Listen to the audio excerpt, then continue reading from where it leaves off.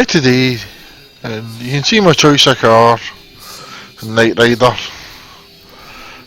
You can maybe guess I probably know. Back to talk about technology. Not just technology or IT, which I will talk about as well. But technology that actually matters now. You could say that technology is already making a huge impact on life, and many have promised before that it's going to make an even huger impact. All that kind of talk will dwarf into insignificance once I share some stuff with you. Now, on one of my other videos I touched on Elon Musk and SpaceX, and now let's see if we can get a concept going here, right? War is down to resources. There's no other way about it. You can say it's cultural or whatever else, but there would be no way that the Russians would have went into Ukraine if the Ukraine never had gas fields.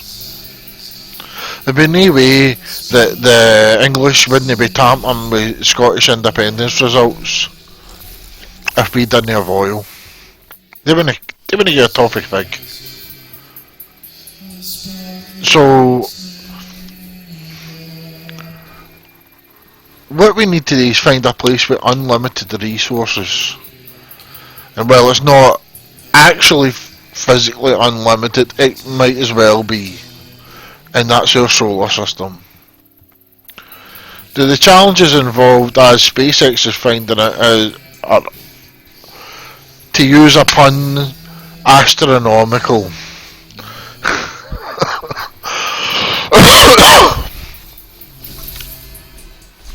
The challenges involved are mind-boggling. But you can't just sit back and let the world burn. And it burns with war. To put it in a poetical sense, the world is burning with war. Now, we've saw this ramp up since the Second World War. And it was today with Americans and Bush Senior and Halliburton. He was in cahoots with Halliburton and dragged the UK into it, and we in Scotland hated the Middle East war. And I don't care if they try and cut it up into smaller wars, that's nonsense. Just because it was a campaign doesn't mean it was a separate war. It was a Middle East war, 20 year long. And Obama was actually the one to flip and finish it. Finally. Get off his bum and do something.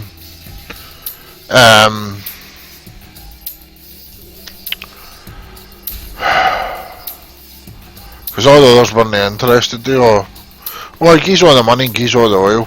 But, right, we're not getting into that, right.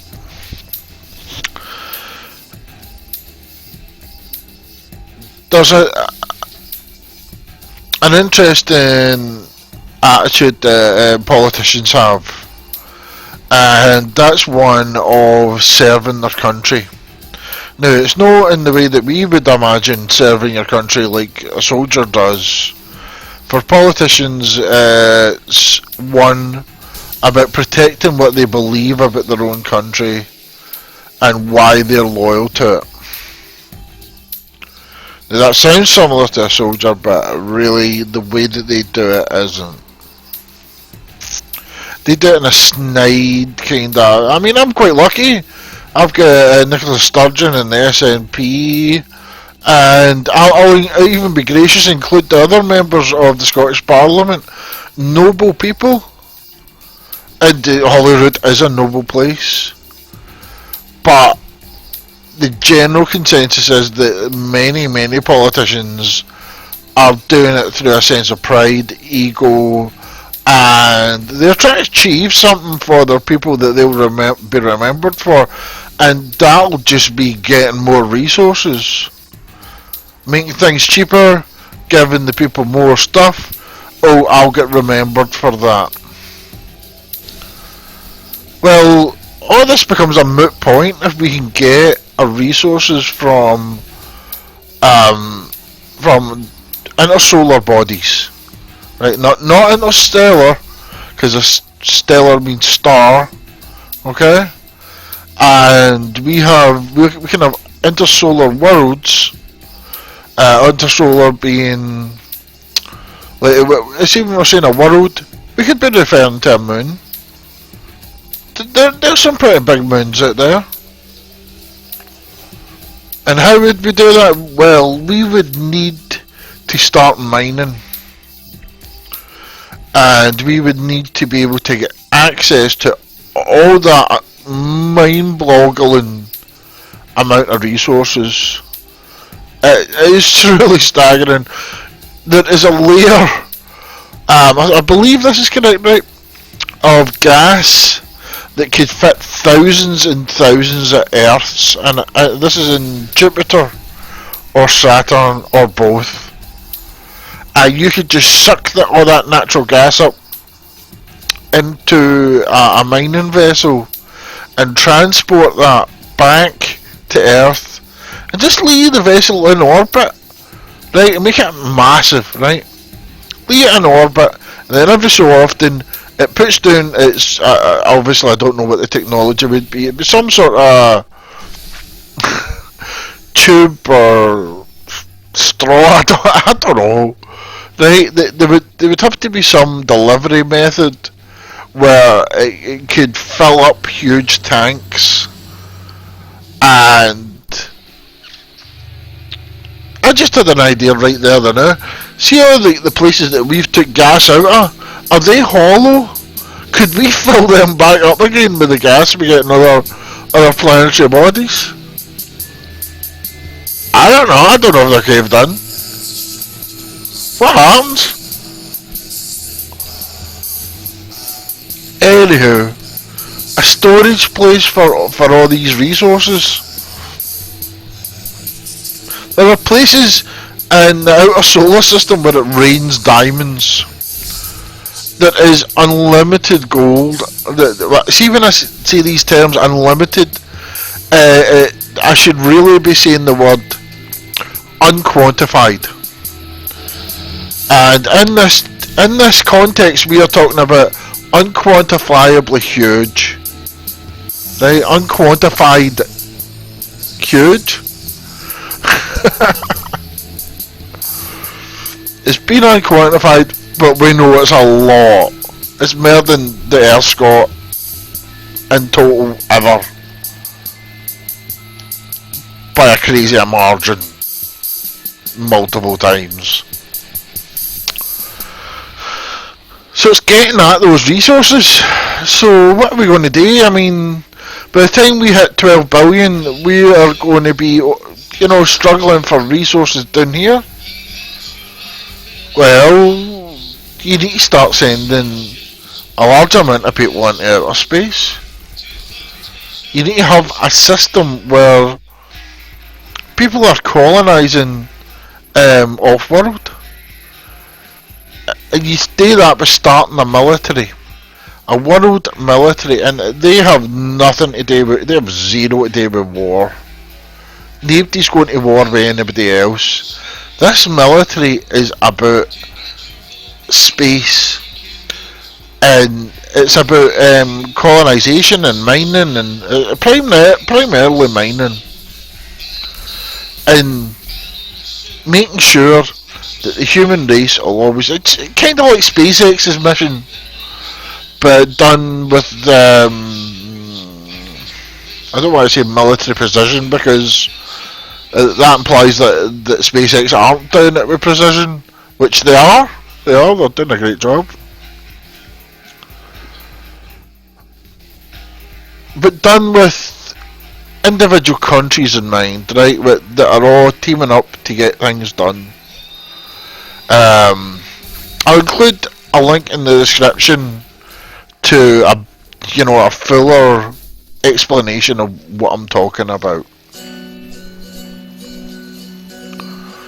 With various examples and ideas of it, how this could be structured. I mean,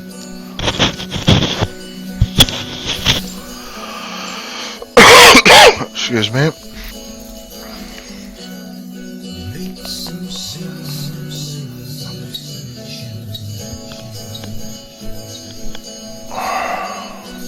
It's a bit loud that. We are, as a race, prone to war, and it's only been, mankind. I'm talking about all mankind. There's I suppose a bit of Star Trek blood in there, right? As a creation, is a way of putting it, we are prone to war. Can we escape this? Aye, we can escape this overnight. We just need to show soldiers, and I'm talking about the service, right? The building blocks of peace and how they fit together, and what the practical outcome is, so that each time conceptually the service can see the building blocks of peace coming together like a jigsaw, and the same outcome is peace. And how do you do that? You show them what giving people unlimited resources is. Folk will have cultural. It's on the link in the description, right? Folk will have cultural demands. This is something Scotland's been going on about for hundreds of years. We did not want to get taken by the English.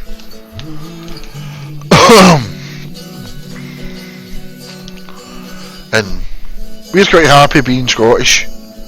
Thanks very much. If you don't happen to like me, pass me by.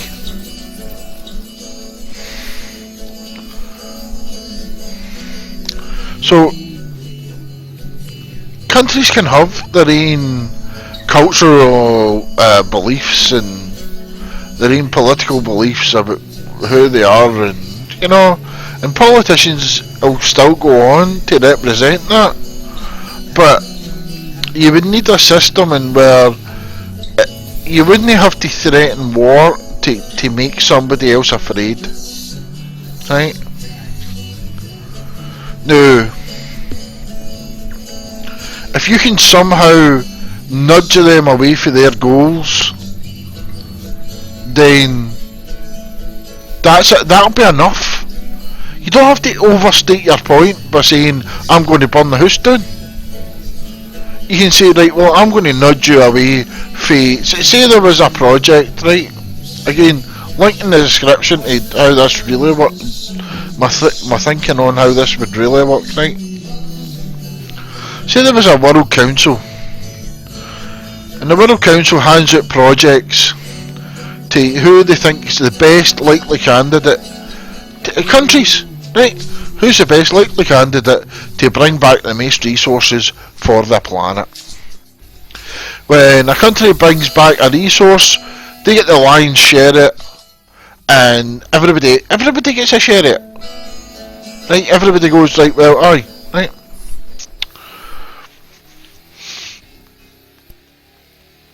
That country, if you make them some sort of curator, some overseer, protector of a solar body, then it'll be their responsibility to make sure nobody comes and just rips that planet apart. I will say planet, moon, right? Moon, planet.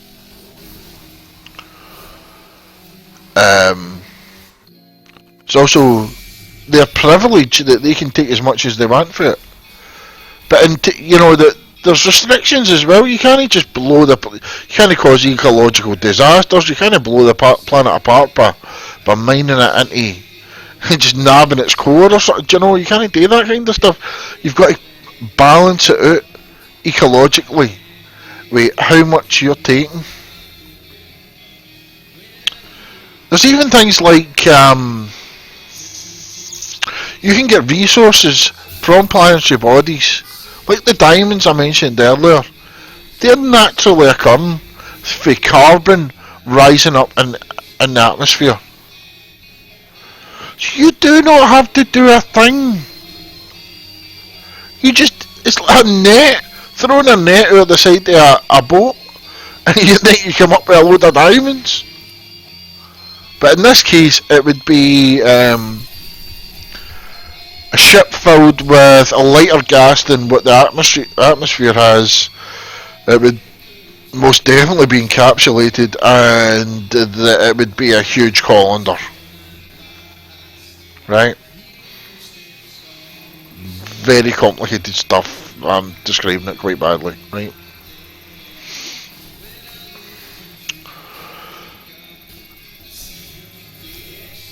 Oh, I didn't get to the other parts of technology. I can hear our time is almost up.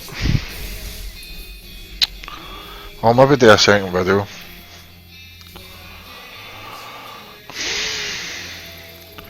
Human beings, in our very nature, need resources. It's just who we are. It's no dependent on whether or no you believe in God, whether or no you believe in a certain politic, whether or no you're some sort of racist person, whether or no you're left wing, right wing, upside down, left to right, right? Human beings need the resources.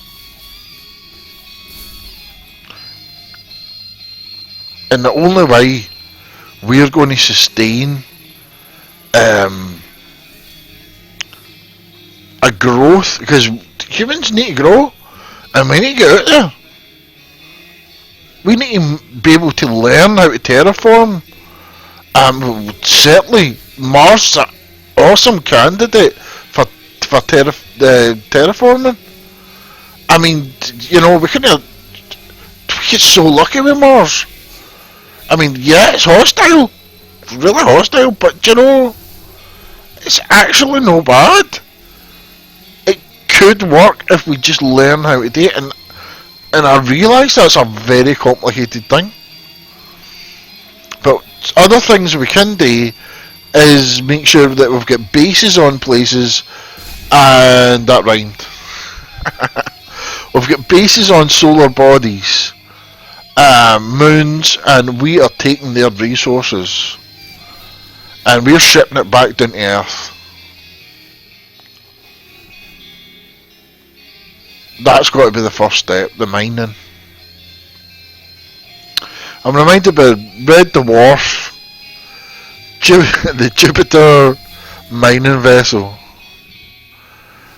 This idea isn't new, that people would get their resources from interstellar bodies. But barely anybody's talking about it. And when you look at defence budgets and everything else, and you think to yourself, well, you could half that and pop that into getting out there. They all realise their tension and all that. All the stuff the Americans did to, well, I say American, it was English as well, right? Did to the Arabs in the Middle East over 150 years. Oh man, that was nasty. And no wonder they're kicking back at us. But that's a video for another time.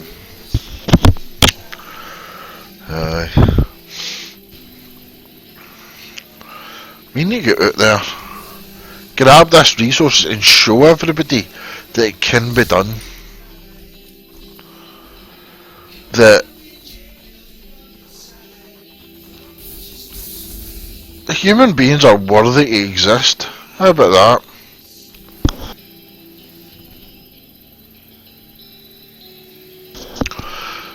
If we stay stayed on our own wee rock and died on our own wee rock, fighting our own wee rock, then aye, maybe we weren't worth it. Do you know? Even God said he repented making man. Do you know what I mean? Maybe we weren't worth it. But if we get out there and do something noble and do something righteous and do something sensible, I mean, it is completely a doofus move to stay on this rock and keep fighting about resources.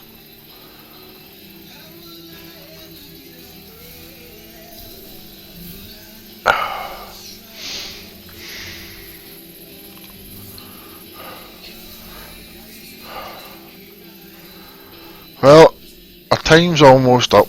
I hope I've made a few points. I'll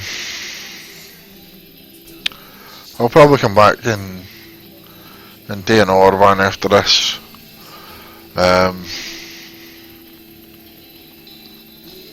See how this went. Right, well, have a good day, whoever you are. Despite my resentment for English politics and English imposing their culture upon me, even if you're English, I wish you well. Be happy this day, sincerely. And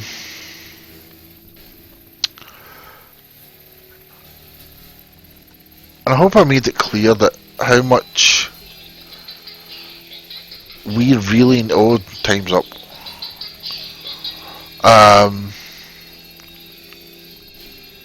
We need to be worthy of our existence by getting off the rock.